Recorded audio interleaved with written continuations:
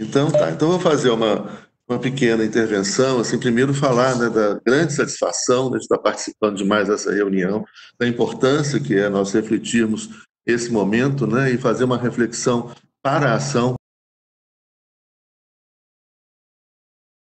a construção de um conhecimento transdisciplinar, né, que passe, portanto, pelos nossos, pelo conhecimento científico e pelos outros saberes, como, né, por exemplo, o debate entre a economia, a sociologia, a antropologia, a psicologia, o direito, a biologia, a física quântica, etc. Um debate que também, para a gente entender essa complexidade do mundo contemporâneo, passe também por um debate, né, intercultural, né, onde então chamemos para o diálogo outras perspectivas, né, outras epistemologias, outras maneiras de ver o mundo, de sentir o mundo, de compreender o mundo, né, isso que tem sido revelado com muita intensidade no final do século XX e nessas duas primeiras décadas do século XXI. Queria acrescentar, e depois, até se for possível, ouvir mais a professora Mônica, né, e assim, é uma fala extremamente clara, né, e esclarecedora sobre o que a gente está vivendo e como que a gente pode agregar, né, complexidades na construção disso que a gente está vivendo. Né? Ou seja, em primeiro lugar, como já foi dito aqui, né, a normalidade é o problema, né, e não há mais uma normalidade para a qual voltar. Né? Não tem como a gente voltar àquele sistema mundo que a gente estava vivendo, né, entendendo que a própria crise do vírus é uma crise que decorre da grave crise ambiental que a gente vive. Então, acho que aí soma mais um elemento, eu diria que é a impossibilidade da gente tentar insistir, né, passada essa crise do coronavírus, tentar insistir no mesmo modelo, né, de produção, de hiperprodução, de hiperconsumo, de hiperexploração do planeta. Né, também, como foi já dito, né, essa crise do coronavírus, ela se insere dentro da crise maior, né, e a partir de agora, a gente vai ter que lidar com isso. Né? A gente pega os fatos recentes, por exemplo, dos vírus, final da década de 90, né, e as duas décadas do século XXI, que a gente vai vendo é que cada vez, né, no menor espaço de tempo, a gente tem novas crises, né, envolvendo vírus, né, e que gerou agora essa pandemia, e virão outras, né, se a gente insistir na manutenção desse sistema. Outros elementos, então, que a gente precisa inserir e trazer para essa discussão, que eu acho muito interessante, além da gravíssima crise ambiental, que é muito maior do que a gente imagina e que coloca um xeque-mate, né, no sistema e nessa sociedade de hiperconsumo, né, e de hiperprodução e hiperexploração do planeta, né, também um outro elemento que a gente precisa agregar nas complexidades que a gente está vivendo, né, e que virão com extrema intensidade agora, após, né, essa crise do coronavírus, que ainda não sabemos muito bem como é que isso vai terminar. Que seria, então, a tecnologia, a tecnologia de ponta e a inteligência artificial.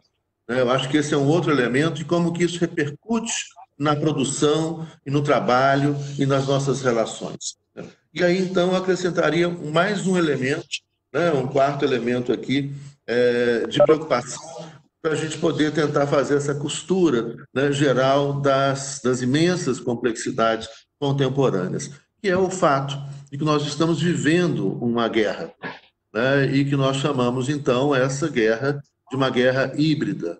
Né? Esse mecanismo de guerra e de guerra global, né, onde as grandes potências mexem, né, suas peças já, né, há algum tempo, e aí especialmente os Estados Unidos, a China e a Rússia, né, essa guerra híbrida hoje envolve elementos sofisticados, né, de manipulação da opinião pública. Então, somado àquilo que a gente já conhecia, né, que se somava à guerra tradicional, a guerra entre nações, a guerra entre exércitos, né? Mas a já conhecida e não nova, né, antiga guerra psicológica, né, uma guerra econômica, uma guerra comercial. Né? A gente soma a novos elementos, né, como, por exemplo, o lawfare, o uso das instituições burguesas, especialmente do judiciário, contra a própria ideia, né, do constitucionalismo burguês e do Estado de Direito burguês, que é um teatro, mas era um teatro que tinha um roteiro, e esse roteiro agora começa a servir,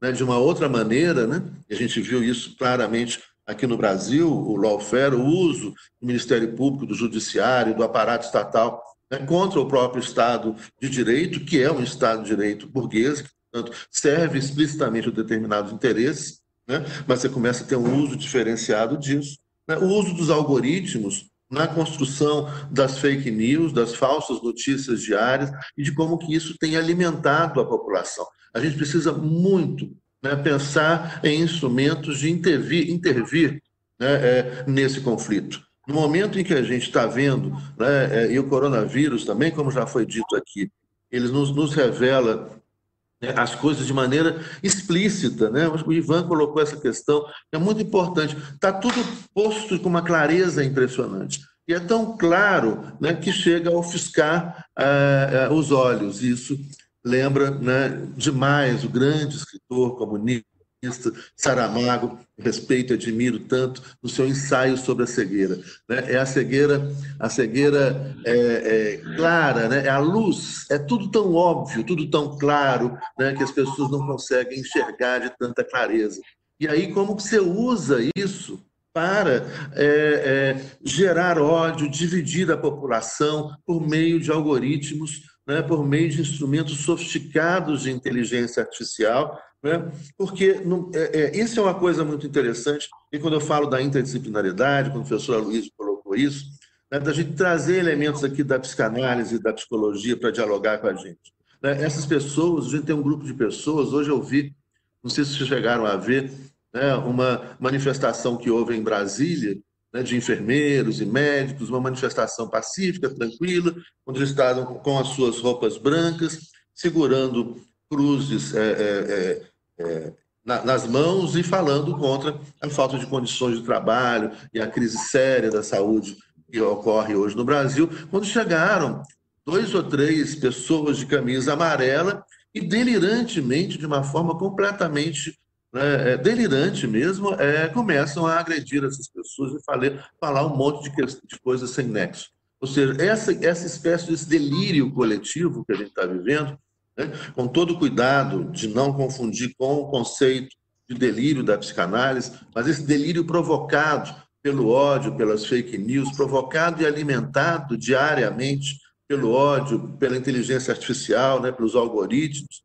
Esse delírio provocado e alimentado, ele se fortalece justamente com esse real explícito que se mostra diante de nós.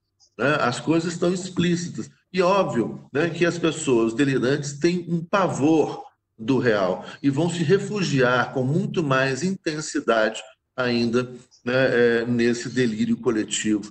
E a gente vai vendo isso acontecer de maneira trágica. Né? A gente tem acompanhado, eu tenho lido compulsivamente, diariamente, jornais, um monte de coisa diariamente, né, no que tem acontecido nos Estados Unidos ontem, a invasão de fascistas, né, no Legislativo de Michigan, né, armados, né, entraram na Assembleia Legislativa em Michigan, lá é bicameral, né, então você tem o Senado do Estado também, eles entraram no Senado armados com espingardas, né, para confrontar essas manifestações que vão pipocando pelo mundo, né, de fascismo, são assustadoras. E eu queria, finalmente, então, né, já falei, né, o meu tempo, colocar uma preocupação, né, e que trazer assim para reflexão e diálogo, né, com todos, né, entre todos nós aqui, com todos vocês, e especialmente a nossa conferencista de hoje, a professora Mônica Bruckmann, mas também o Ivan, claro, e todos os demais, a professora Luiz, né, quando foi colocada essa questão interessantíssima de uma Eurásia fortalecida. Eu concordo muito com essa observação. Agora, essa queda, eu diria, inevitável, né, de uma potência bélica como nunca houve, que são os Estados Unidos. Tem um livro de um outro querido comunista, né, que é o professor italiano, filósofo, que escreveu o livro A Linguagem do Império. A gente fugiu o nome dele agora. Ele esteve aqui no Brasil fazendo palestras. Domênico Lossurdo. O Lossurdo, nesse livro, ele chama a atenção de como que desde a independência dos Estados Unidos, em 1787, independência em 1776, desde a Constituição, desde a formação dos Estados Unidos da América, em 1787, né, a data da Constituição dos Estados Unidos, quando se forma a federação, os Estados Unidos iniciou uma guerra a cada 3 anos. A China não iniciou nenhuma. A Pérsia, o Irã, não iniciou nenhuma, participou de guerras e de agressões que sofreram. Entretanto, os Estados Unidos se apresenta, né, nessa guerra ideológica como o grande xerife do mundo, né, como aquele que mantém a paz, iniciando uma guerra a cada 3 anos. E eu perguntaria, né, e para a gente debater, e para a própria, e para a Mônica especialmente, né, dentro desse contexto, né, dessa queda desse que se tornou um gigante econômico, um gigante bélico, né, com gastos de bilhões. Os Estados Unidos parece que agora gastou, ano passado, cerca de 600 bilhões de dólares em armamentos. É disparado o país que mais gasta em armamentos. Mas que nós não chegaríamos, não só na continuidade dessa guerra híbrida, global e acelerada, onde as ameaças crescem, né, do risco, inclusive, de uma guerra quente, né, de uma guerra real, né, ou até de uma guerra atômica. Enfim, nós estamos num momento de imensa complexidade e nós precisamos discutir de como nós vamos agir.